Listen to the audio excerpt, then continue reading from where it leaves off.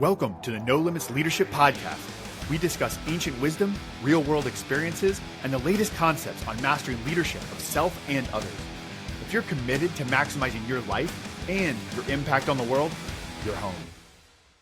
Welcome to the No Limits Leadership Podcast. I am your host, Sean Patton, and I am so excited to have my good friend and West Point classmate, Matt Van Epps, on today.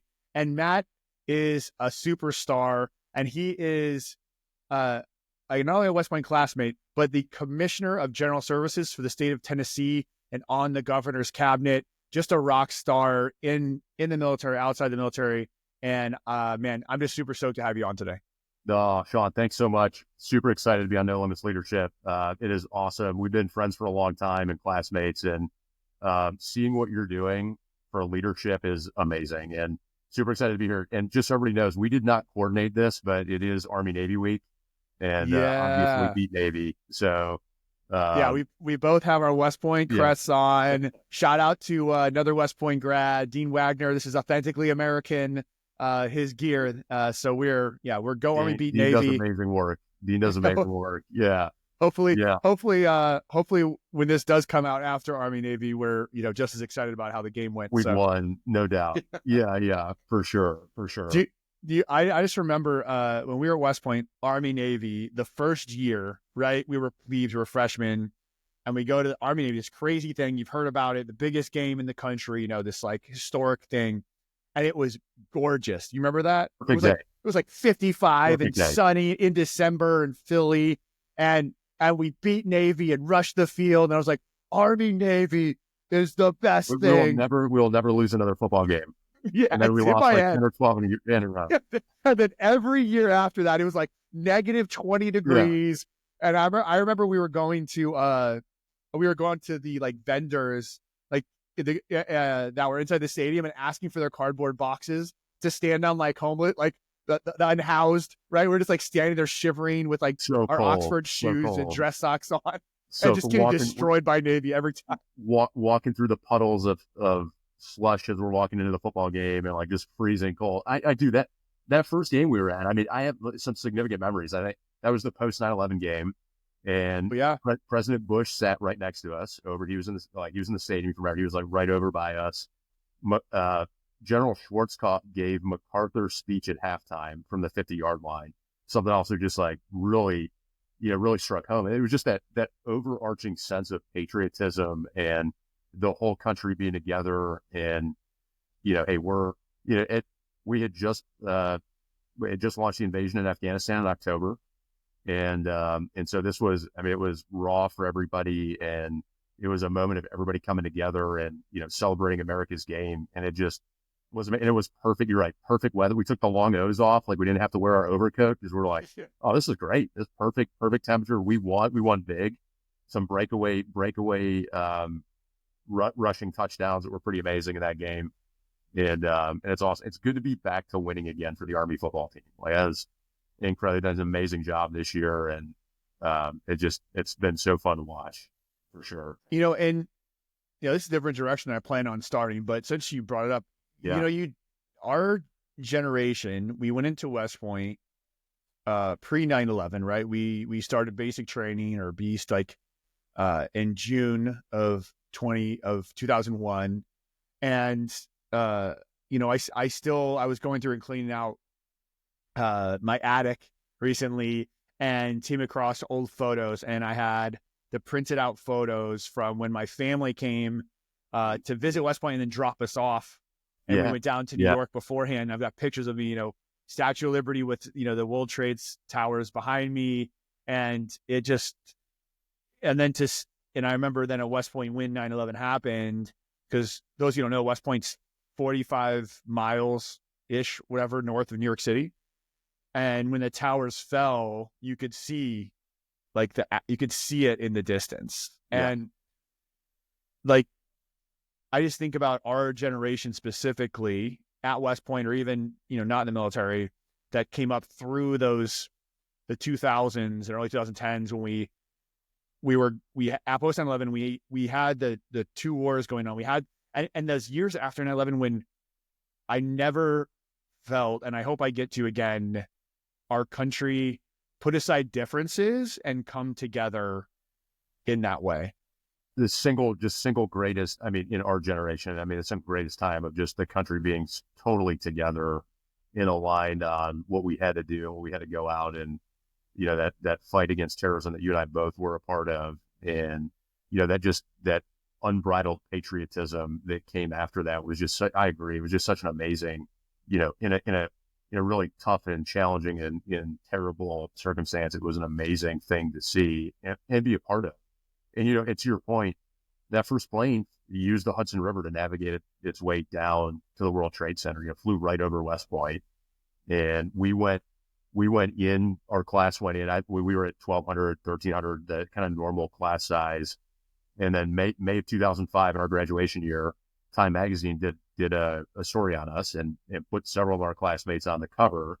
And then we find out the day before graduation that our class graduated with exactly 911 after Time Magazine called us the class of 9/11. It's just that amazing, crazy thing that happened, and really, I mean, it shaped our lives. I mean, I know for both of us and the fights that we went into and the work that we did in Iraq and Afghanistan, and a very formative part to my life and leadership experiences that I draw on today as I'm serving in state government, and things I talk about regularly with my team as a way to correlate, hey, here's a perspective from the military, from our time post 9/11, and what we did and learned as leaders, and how that relates now to the public sector and the work that we do serving Tennesseans in state government. And it's an experience I'm grateful to have had. And as you know, there's some tough and challenging and formative ones that we probably wish we didn't have.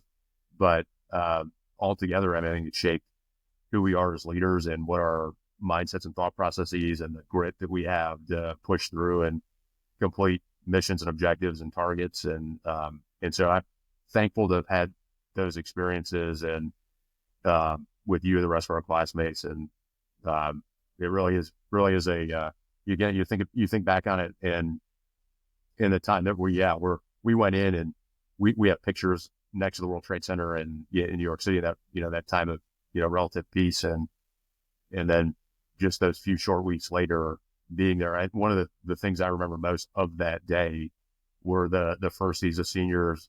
They're coming out in the old battle dress uniform. They were, and just saying, hey, we're going to war. And that's what we spent 4 years doing, is getting ready to do that, and talking to our classmates who went to become lieutenants and came back and were giving briefings. And that really shaped for so long of our career, and still folks still out there doing it. I mean, I think we can't forget about them, and your fellow Green Berets, my fellow Night Stalkers are out there still in the fight, and in areas and places that people won't know about, but doing the work that has to be done for the country. 100%. And, you know, you mentioned how you have been able to share some of those experiences for the military with, you know, your staff and those in the public sector. And we talked about how the country felt during that time.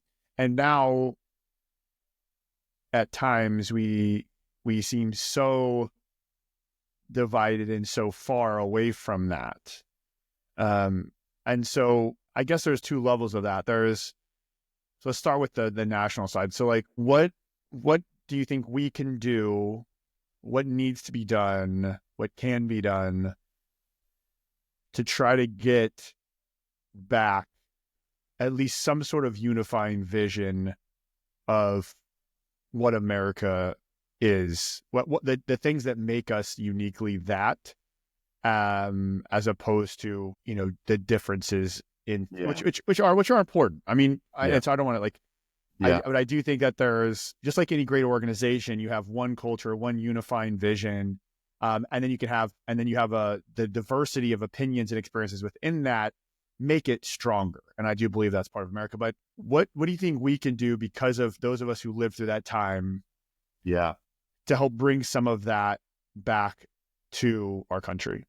Yeah, that's a great question. A couple of initial thoughts. And I think from my perspective now, I think having served in state government for about 6.5 years now, so started off as you know, the Tennessee Department of Veteran Services, was in the Department of Transportation, was on the state's COVID team, was in the governor's office, and now my role in general services.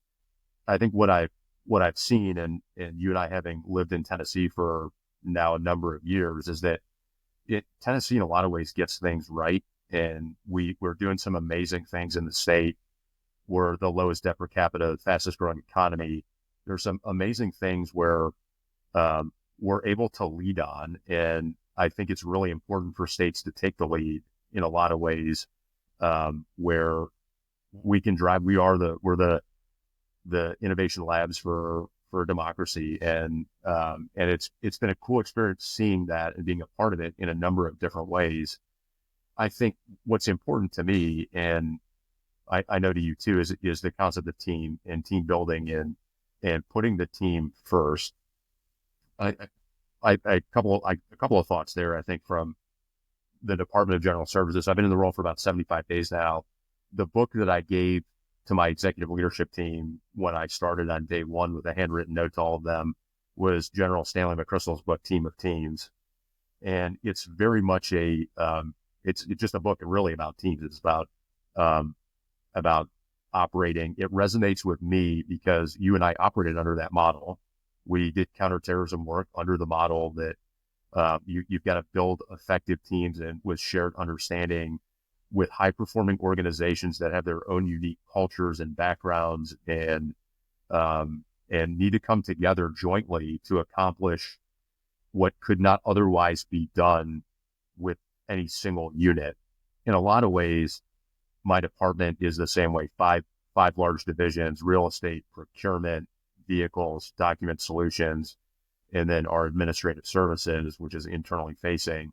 But we really have a team of teams kind of construct, and we have big goals and objectives that we have to leverage the unique aspects of each division and leaders in each of those to accomplish our overall division or all overall department objectives. And that book really kind of gets to that point. And I wanted to share that as a common basis for my leadership team to really start driving that common understanding, something the book talks about. And in so doing, I think I'm focused on completing the governor's objectives, the things that he has for our department. And we're a very internally facing department. So we support the other state departments and agencies with the services that I mentioned. And so our customers are the other state agencies.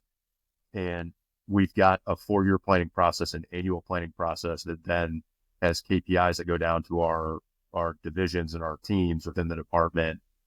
And aligning on all of those, I think helps us become more effective and efficient.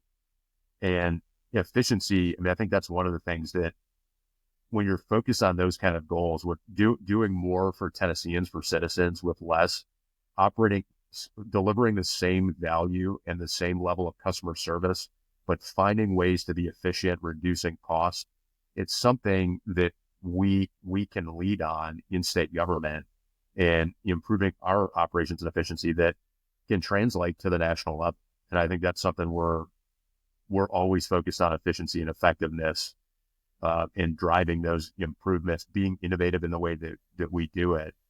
And when you do that and you assemble teams to do that, I think you're really focused on the benefit of your constituents and citizens and Tennesseans in our case, and it can serve as a model on the national level. Mm. Yeah, so what I'm hearing you say is, when we think about America as a whole and how we can continue to improve and create that unification, it's just like the team of teams concept or your organization. It's not necessarily that we have or should strive for groupthink, everyone thinking the same way or having the same belief structure or whatever. It's the power of, just like the states, we have a federal system, so the states can be the laboratory, so the teams can be that. So celebrating that while keeping us all focused on the common objective and the common good. Am I hearing that right? Yeah, I think that's right. I think I had this cool opportunity in 2019 pre-COVID to do this program at Syracuse, that Syracuse University ran. It's called the Veterans Program for Politics and Civic Engagement. And at the time, I was in my second Tennessee state agency. I had been in veteran services. I was in the Tennessee Department of Transportation, building out their first centralized procurement and contracting team to help drive effectiveness and efficiency. We thought we could drive some pretty significant ROI, cost savings, and it was a really fun assignment. And I was able to do this program. I was given the time to do it, and it led up to a week-long immersion at Syracuse University that was being run by the Institute for Veterans and Military Families there, IVMF, that brought together there was about 25 or 30 of us, deliberately folks from all veterans, or really my class was also ended up starting all veterans, but it was deliberately designed to bring in folks from both sides of the aisle. And in doing that, we wanted to focus on two things. One on kind of a crash course on governance and politics, and how do we serve in the public sector as veterans in a collaborative way, and also on the civic kind of engagement and impact. How do we connect with the people we're serving and be able to serve them at a very high level? And it was the program's still going now. We were the first cohort, and it really leveraged our common basis as veterans. And we had people that were on both extremes of the left and the right, and folks in the middle. And we were able to come together and work through and talk about really tough things that we struggle with as a nation, things that we have to work on to get better at, things that we have to drive for the good of America. And that common basis of veterans and service, even when we disagreed, allowed us to do so in a way that was humble, and where we understood the value of the other side, even though we disagreed with their statements and the objectives that they potentially had. And I think there's another example there where our common basis of service, in our cases in the military, but it could be other service, serving nonprofits, but serving others, can really be that common point where we're able to come together. We won't agree on everything, but when you have that, we can agree on things. We can figure out what to agree on and to disagree in a way that is still collaborative and still allows us to accomplish the overall objectives. And I think that is the same kind of concept that we try to build in state government, where kind of back to the team of teams, where, hey, we're trying to build teams that are working collaboratively, cross-functionally, to accomplish missions and objectives that we have from the governor. But I think it all comes back to teams and this kind of shared experience and trying to work together to accomplish a greater good. And you wrote a really cool column in the Tennessean. Was it for, I'm looking out for 4th of July this year? Yeah. Yeah. Because our class motto, right, 2005, keeping freedom alive. Yeah. And it drew on a sentiment that I share with you, which is how great this country is, but conversely, what makes it great is the fact that it is striving to make it better, and sort of our civic duty to continue to make that better. And I'm going to say I'm going to say not crazy political things, but I'm going to frame things politically, because you're a state government. And so maybe maybe you're, I don't know how far you want to get into that, but if I had to frame it some ways, an extreme or left position might be, or you hear some people maybe on the far left about, how this country isn't, like, focusing all the negative maybe in the country, right? Or some people could think that. And then you hear maybe on the far right, you might have people that, how many bumper stickers have we seen? Like, if you don't love it, leave it, right? Like, it's perfect or whatever. Yeah. And you see those two extremes, and I just love the way you framed that. I have a similar opinion of just like, the first, phrase there was it, I forget, it was a declaration or the Constitution, like, to form a more perfect union, right? Yeah. A Yeah. more perfect, you took this Yeah. idea of progress. So what is your, Yeah. can you just kind of frame your thoughts Yeah. around that? Yeah. I mean, I fundamentally believe that America is the greatest experiment, the greatest country the world has ever seen, and the greatest experiment in democracy. And it is a truly great nation that has driven more prosperity in the world than any other country in history. And that being the case, there are still things that we have to get better at. We have to improve on. We are what Reagan said, that shining city on a hill, and we have to strive for more perfection and exactly that more perfect union. And we should never stop in that pursuit. But I fundamentally believe this is the greatest country the world has ever seen. It is driven amazing prosperity and peace, and through hard things and having to do hard things and conflict. But it is truly amazing and great.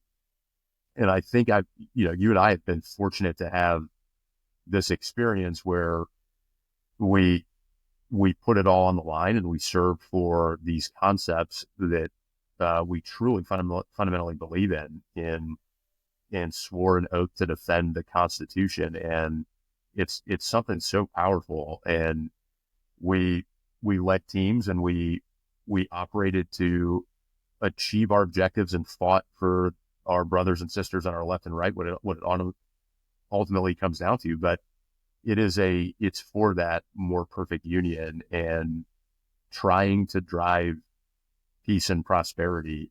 And I think we have to keep trying to get better and striving to get better. But it's born on the back of heroes and patriots who have done and sacrificed so much. For me, that original foundation came from my dad, who I talk about in that article. But my dad was didn't have money to go to college, was drafted into Vietnam, was an infantryman and tunnel rat in Vietnam in 1966, 1967, was in very close and tough combat, and was fortunate to make it home, even though many of his friends did not. And he lived his entire life with pretty severe post-traumatic stress, and unfortunately died very, very young, too young, at the age of 67 from exposure to Agent Orange and the cancer that came from that. And it was it was tough. It was tough to see that. And, but even though he had a diagnosis for 7 years before he died, my dad loved the Toby Keith song and was emblematic of that, where he literally flew a flag in the yard until the day he died, because he loved this country so much, and was put in a situation where he had to fight for his brothers to his left and right, and did it, in a valiant and in a great way. And because he ultimately, I mean, he loved his country, and despite that really hard experience, and it was a really foundational point for my brother and I. My brother's a 07 West Boy guy, and has been along a similar path that we've been along. And that was very foundational and fundamental for me, and really to truly, from a young age, learn about how to love the love of country and patriotism. And it's something I think we've gotten away from, and we have to get back to. I think civics education and learning about America and those who have gone before and have sacrificed, all of the friends that we know, and the patriots before, the Medal of Honor recipients who have done truly amazing things in love for their brothers and sisters on behalf of this country. And I think I think that's something that we should get back to as a fundamental, foundational education in civics and government and governance. And I think that's a way that we can continue to improve as a society and as a country. I agree. And the people ask me, actually, I was on it wasn't a retreat. I was at a conference in Florida, and some other senior executives, and I got into kind of a deep conversation with a couple of them. One of them, she grew up in Lithuania under the USSR, and came over, and she it was interesting because Lithuania is kind of half Russian influence, half European. It really is that kind of split.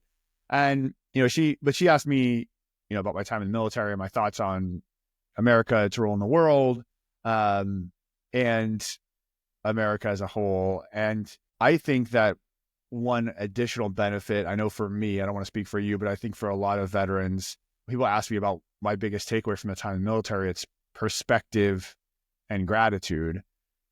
Because I think I agree with you 100% on the civic education. And I also think that just so many people haven't seen the other side. Yeah. They haven't been to parts in the world that aren't like this. And so, when there's a wreck and they're late to work and traffic's bad, and social media is in their head, like it is the worst day ever. Right. And it's just like, they don't have the perspective. I know for me, I was so grateful for my time in Iraq, Afghanistan, other places where you see people living completely opposite as much as you could from sort of my Midwestern American upbringing, belief structure, religion, cost, all that stuff, right? Like as opposite as it could be. And they were still people, and also gave me the perspective of gratitude for where I came from, how much we have, how much freedom we have that we take for granted. And it also, maybe not on the same topic we're talking about, but like, it's really powerful, at least for me, to realize that we're as different as we could be. We're still 99.999% exactly the same, right? We still want the same things. Yeah. They still smiled at the same jokes. They wanted a roof over their heads. They loved their families. They wanted safety for their kids. They wanted to be rewarded for hard work. They wanted to feel safe and secure and have a future, like all the same things, but just like almost just like stripped down with some of the BS and excess that clouds us here sometimes because we are so prosperous, I feel like, in our country. It's I totally agree and love that point about perspective and gratitude. I mean, it is, it's those hard situations and being through those tough times, whether it's training or combat, but it's that, it's the shared experience. It's that really hard. Hey, it's about something more than just us. It's about, yes, fundamentally, I think people, they want to live in peace, and they want to raise their family, and they want to find happiness, and they, want to live in prosperity. And that is I think that's something that most people want. And you're right. I mean, it's like how thankful I am for both the good and the tough things that have happened, that perspective that is gained from it. I mean, I'll share another story. We were talking a little bit about this before we started, but I had our Department of General Services holiday town hall this week, and I found that the military experience and the lessons that we can draw from it are really helpful in team building and in conveying points, I think, in the public sector, and just giving perspective and improving how we operate so we can best serve Tennesseans. And I shared a story about what it was really about, like, hey, what does Christmas mean to me? And as you know, and as part of the surge in Iraq in 2008, I was an Apache guy to start, and we would have our air weapons teams, our pair of Apaches. We'd always have one east of the river in Baghdad, one east of the Tigris River, one west of the river, and oftentimes we'd have other teams that were in the area, sometimes directly over Sadr City. And this was December 24th of 2008. My company was on the night shift. We were located at Camp Taji. We launched and we're up on Christmas Eve, and all those pre-mission briefings were like, hey, we think the sectarian violence might be a real, an amplified issue tonight. We're pretty concerned about it. So I think we had additional teams that were ready. And what we found that night is that there were minimal or no significant activities on the radio. And we were able to push back several of our teams. And we ended up, my team was the only AWT that was up over Baghdad as the night went on. And I just remember we were there at sunrise on Christmas morning and seeing the sun come up, and just this moment of peace, and to your point, gratitude, where there were no radio calls, there was no violence on the ground, and we were able to just kind of share in this moment of Christmas peace in chaos. And it was just a surreal moment. And my fellow pilot and I remember we were talking to our wingman that, hey, like, are you guys seeing us, kind of feeling this? And we just recounted our blessings, and we're so thankful for that.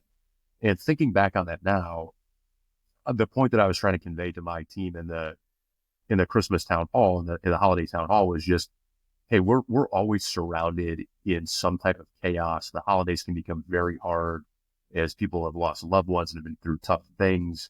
And it really is that Christmas spirit shining through that we should try to embrace and find that moment of peace so that we can reconnect together and share in that peacefulness and connectedness. And just really try to do that. And that was to your point, that was an experience that I had that would not have otherwise had not been in the military and had that deployment and several other deployments after that. And it just, it really is, it's that gratitude and that perspective. I think that the dichotomy of chaos and that peace that happened was able to drive. Yeah, so powerful, man. And there were so many, as you mentioned, leadership lessons from, your background. And, how has, she mentioned you've been in state government for 6.5 years, but, you like myself, like leadership in some way, shape or form, education experience, training experience has been our lives for, over 20 years, right? That's right. Our whole adult life. And how has those different lessons come together to shape your leadership philosophy currently in your current role? Yeah, I think as I think about what I want to convey and communicate to my leadership team and how I do that, I think it goes back to that just a couple of fundamentals. One is that you lead by example, and every day I really I strive to lead by example, to work as hard as I can to show that, to ask really good questions, to challenge the team, to be fully supportive of my executive leadership team and the rest of our teams. I think the second one is just empowering our teams, empowering our leaders is so important. I fully trust my team, and I think building that trust builds additional capability and capacity for them to operate and make decisions at the lowest level, which is so important, and trying to drive that culture. I try to do it in an authentic way and share these stories about, hey, this was my experience. These are the tough times. These are the times I didn't make good decisions. And I think that goes into another point I really try to drive in the organization. And that's, we have to be an organization that just continuously improves and learns from our good, our bad. So I talk a lot about after action reviews and lessons learned, about formal processes and how we execute that. And then at the end of the day, we're going to make mistakes, and that's okay. We have to be willing to lean in and make the best decision we have with the information that we have at the time. And that I will always have the team's back, even if that wasn't the ultimate right decision, as long as we're learning from it. And obviously we're not going to do anything illegal and ethical and moral. We're going to do the right thing, but it's about learning from our mistakes and trying to drive that culture of of learning and growth and development so that we get better and better. This department has, prior to my tenure here, but has been named the best workplace 5 years in a row. So like no pressure. This is like, you're sick. Like, nowhere to go but down, Matt. Nowhere to go. Yeah, nowhere to go but down. So like no pressure, but that's, and it's that's done through a survey. Our last survey, I mean, it just goes to my predecessor, who was Christy Branscombe, just amazing leader, and set incredible conditions for this department, and did so much amazing work. And it's really like, how do I take it from great to greater kind of thing, and it's done through, so that best workplace is done through a survey. It's really remarkable. There's about 400 employees in general services. It's about a $350 million operating budget. And the last year's survey had an 89% completion rate, which is just like amazing. And it goes to the level of employee engagement that happens in this department, which is something I'm also trying to further, is how can we stay connected to one another and stay just a part of the team and take care of one another. So I think this kind of goes back to my leadership philosophy too, is that I always will spend the time I can with my team. If I'm running late for a meeting, but somebody stops, like I always try to just stop and engage with somebody. If somebody wants to talk, I always try to be present. I think that's another thing. It's just leadership presence. Try to get out. I told the team, hey, I want to meet with all the employees in the first 30 days, and I want to visit all of our state properties in the first 90 days. And they kind of laughed at me. There's a lot of properties that's statewide, and we probably won't visit all of them, but we're getting out and visiting a lot of them. And it goes to the boots on the ground leadership, is you have to be present and show that you care and ask questions and be invested in those teams and in their development. So that's what we're trying to do. We're trying to get out there and be and that's the other part of being present, is that I really try not to, when I'm in meetings or meeting with people, I try not to look at my watch or phones or and just be there and try to be in the moment and listen. I think that's a big piece of this is listening to your team and your teammates and being there for them and trying to be invested in them in that moment. Yeah. There's so much in there in terms of a learning organization, and you talk about boots on the ground leadership, or like walk around leadership. Yeah. It's funny the amount of people I talk to in different sectors, or I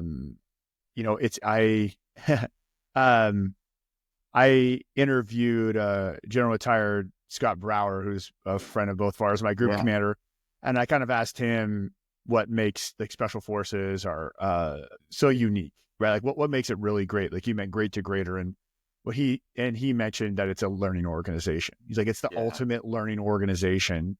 And it's so funny how, to almost bring it back to, we mentioned, if we talk about nationally, not just like a more perfect union, right? The fact that as a country, the key to us getting better is to be a learning organization that admits its faults. Yeah. Just the way our teams admit our faults, we admit our faults, and then we learn from them and don't repeat, right? So that's the process to creating, which is going to be so critical, since you got handed a pretty good organization, and you got to make it even better. It's like, well, how do you do that, right? Like, well, you make it learn from itself, and I think that might be the only way. And you mentioned, learning, admitting mistakes and learning from. So, like, if you think back at it can be military time or other, like, so you don't have to go biggest, because we're a family friendly station here, but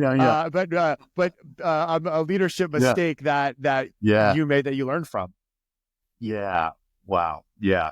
I think pulling one is probably hard. I think one that comes to mind is really kind of knowing, like, when is the time where I can make the decision, I've got it in my level, and when do I need to press that higher for a higher level decision approval?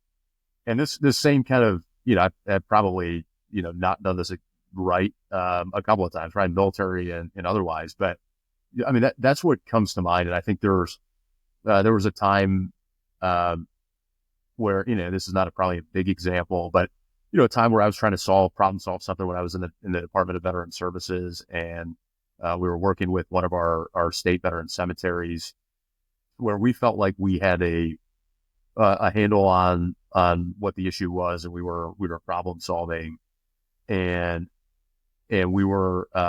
It was really about. It's kind of funny now thinking back to it, knowing a little bit more now about real estate and that being what we do in general services with our state of Tennessee real estate asset management team as a part of the department. But there was a building, and we made a decision at one of the cemeteries, I think, to put up a small building to house some equipment that a nonprofit was using as a part of our veteran cemetery celebrate Memorial Day and Veterans Day. Very, very well intentioned, a good plan. And I think what I did not I think fully realized at the time is that there was a decision in there that should have gone up higher because of requirements when you do things with state property. And even if you're putting a small addition on, you've got to get approval for those kind of things. And there's a process for it. And so I think we were managing it at our level. And, the lesson that I think I pulled is communication up, down, left, and right. Kind of knowing, when to, and this is not, was not a huge deal, was not something, didn't hurt anybody or things or property or any, and it just, but it's a good lesson in, when to communicate higher, when to keep, what to include in your weekly reports or your normal communication processes. And because, at the time I was pretty junior leader in state government, didn't understand, I think, all of the dynamics. And that's part of what the higher level leadership teams and what, others can do is like, hey, there's a process involved.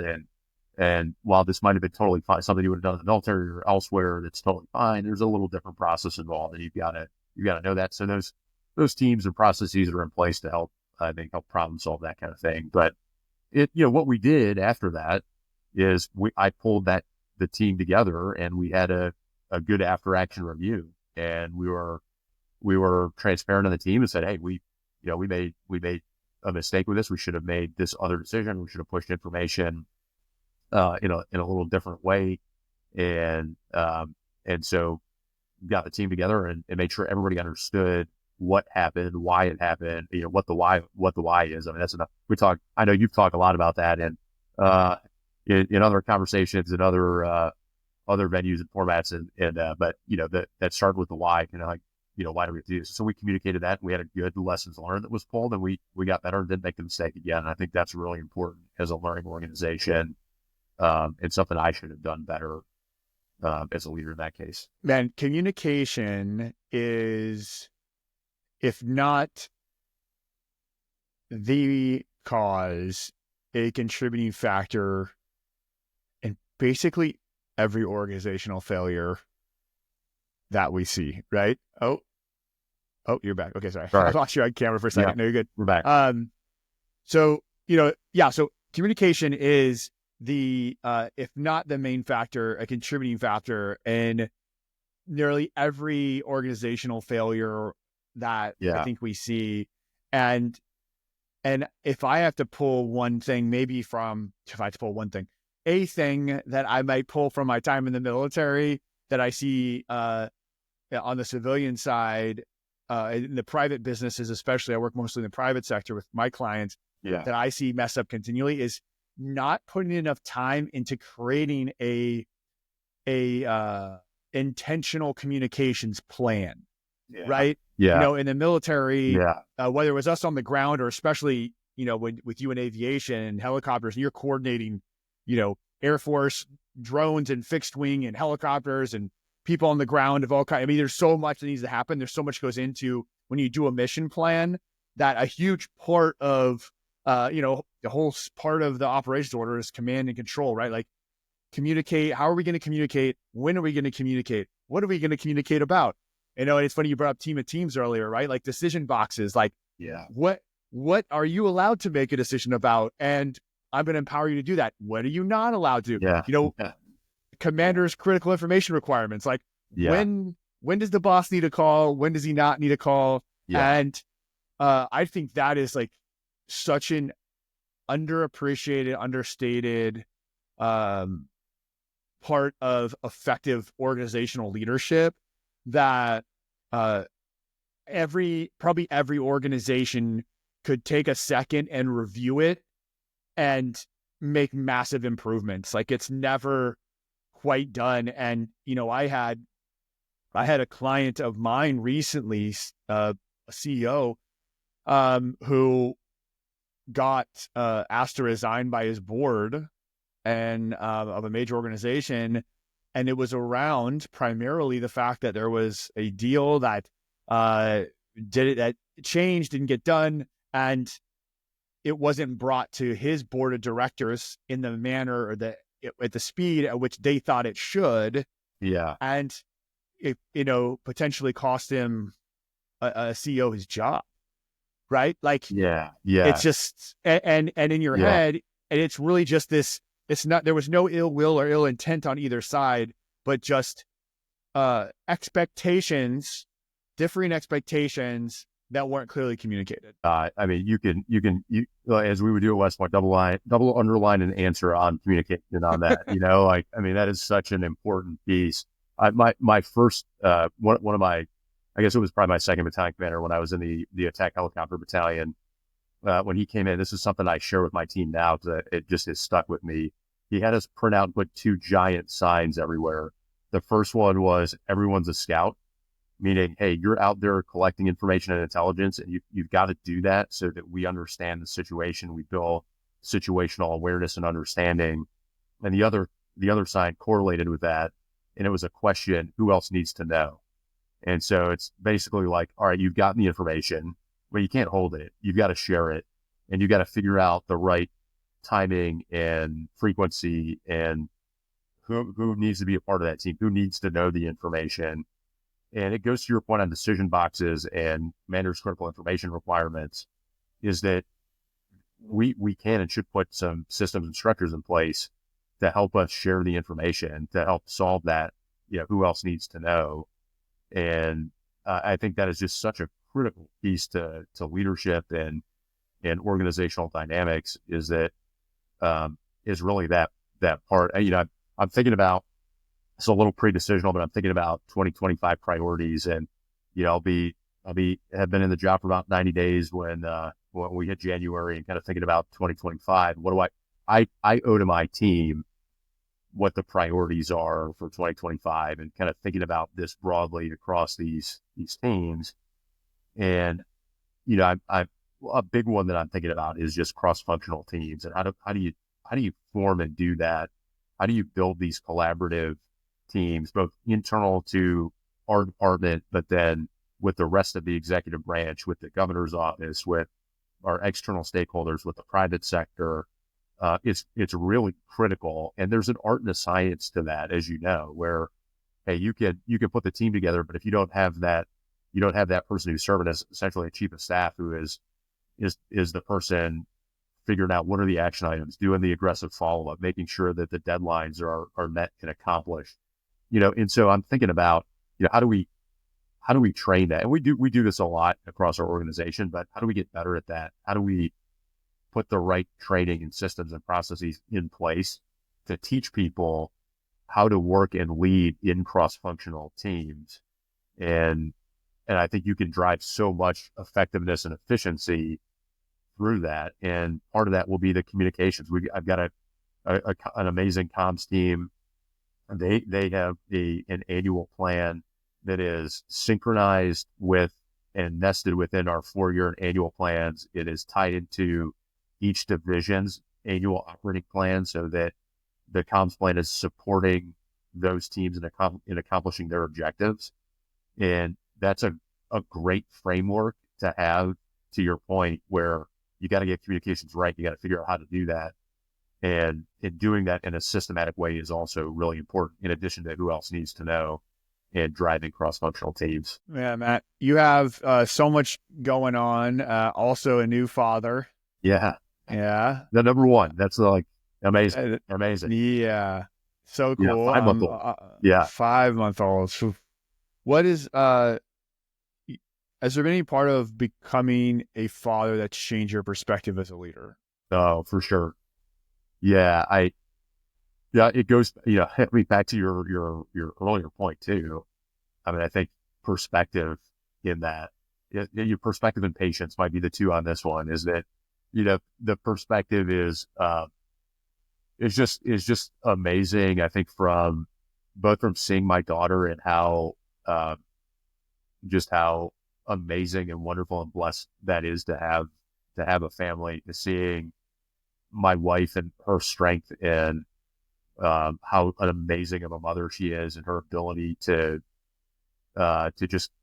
do so many things. She's back to work full time, and to do what she is doing to raise our daughter is just so cool and amazing to see, and so awesome. And then I think the other thing she'd agree with is the patience, and is the sleep regression is upon us now, and waking up at night, kind of going back to Ranger school, kind of our experiences in Rangers, like, hey, you're going to get a couple hours of sleep and then you're going to be up and on to the next mission. And that's how I feel right now. And but wouldn't change anything for it. Love the perspective and the patience that it's driving.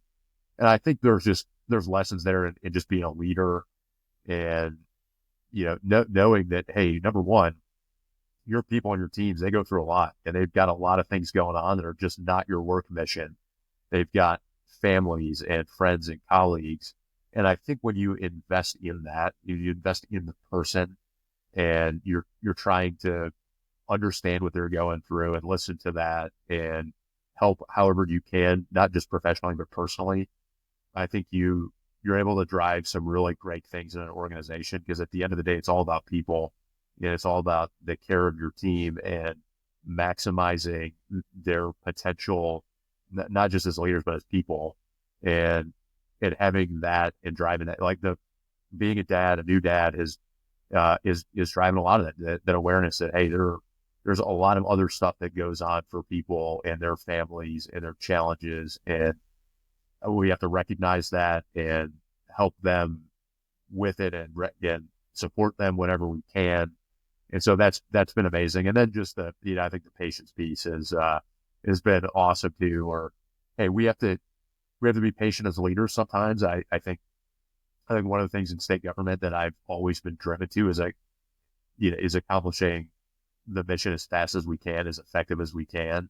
And sometimes government just doesn't work that way. Sometimes government is designed to have to get to compromise, and it is slow, but that doesn't mean that we shouldn't work to increase the speed of effectiveness and efficiency. And so it's both understanding to be patient, but also you got to keep your foot on the gas, and you got to drive to figure out where can you drive efficiencies, and how can we do that faster? As the OODA loop, like back in the military, it's like we have to work faster than the enemy's decision-making cycle. Well, in state government, we should work fast, because our constituents, our Tennesseans, there's 7. I hear the governor say this all the time. It's such a great, amazing point, but there are 7 million people that are relying on us to get it right. And we can't lose that perspective, and we've got to keep driving that. We've got to keep working at that, because that's it. At the end of the day, it's Tennesseans, it's people that need us to do things well and effectively, because them and their families rely on us to do it, and we'll keep working at that. It's a beautiful way to end it, man. This has been awesome. And it was Thank you. an honor and privilege to have you on, man. I'm cheering you on. Just amazing to see your success. And as a Tennessean, I'm glad that we've got, leaders like yourself taking the reins and being there for us as one of the 7 million. So, Sean, thank you. So let me just say too, thank you. Thanks for having me. Not just because we're great friends, but you are an incredible leader. More people need to listen to No Limits Leadership. They need to get out and subscribe, subscribe, click, do all those things, and have you a part of their organization. I mean, you're a tremendous team builder and a tremendous thought provoker and thought leader on leadership. And you do it at such a high level and in such a great way, and it's inspiring to me. And I'm just I'm thankful for that, because you're making teams better in Tennessee and across the country. And that's amazing. And I'm thankful for that too, as a Tennessean. So, greatly appreciate it, my friend. Absolutely, brother. All right. Hey, go Army, be Be Navy. Navy. Be Navy. See ya. Thanks, Sean. Yeah.